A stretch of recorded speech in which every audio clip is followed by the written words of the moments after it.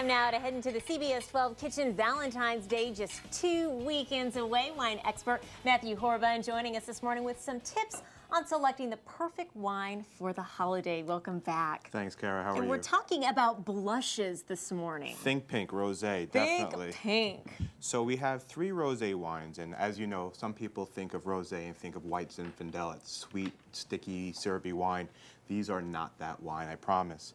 And I have to ask, there is sort of this misnomer, if you will, that blushes and white Zins are kind of tacky and cheap. Is that true? It's unfortunately the perception. It is not reality. These wines, even though the 2 wines have screw caps, are well structured. They're dry. They're not sweet. They've got great balance. They've got good fruit flavors. They're a lot of fun to drink, especially in the Florida heat. Nice. And what are we going to taste here? So the first one we have is Graham Beck Brut Rosé. Comes from South Africa. It's a typical Brut, but there's a little bit of strawberry on it, whereas opposed to some of the other wines maybe a little bit more pear and peachy. It's a phenomenal wine. It's only $12. Cool. So it's a great sparkler, and it's got a really, really crisp flavor that's enjoyable. Very nice. And they're all affordable, which is great, and you give all these 3 a thumbs up. Most definitely. These are all wines that I would serve.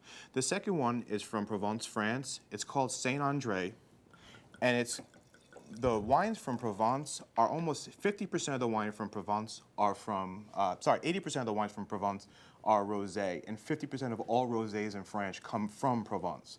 So that's why when I say it's not that cheap bargain basement, this is a well-structured wine. It's very dry. It's got great flavors. Give it a try. This what is something. Would you pair with a blush? Perfect question. This is something I would do with chicken or a salad or just on its own. Crisp, light, good flavors, but it's still dry. It's been a long time since I've had a blush, so that's very nice. I do almost exclusively rosé, especially in the summer here. Nice. Definitely. Good tip. Okay, what's our last? So now we're going to come back to the USA, and this is Big Fire Rosé. It's made of 3 different grapes, so it's a proprietary blend. This one is definitely a lot more fruit forward. I would think, when I drink this one, I think of just fresh strawberries. So this is not really what I would have with food, although you can definitely do it again with chicken or fish.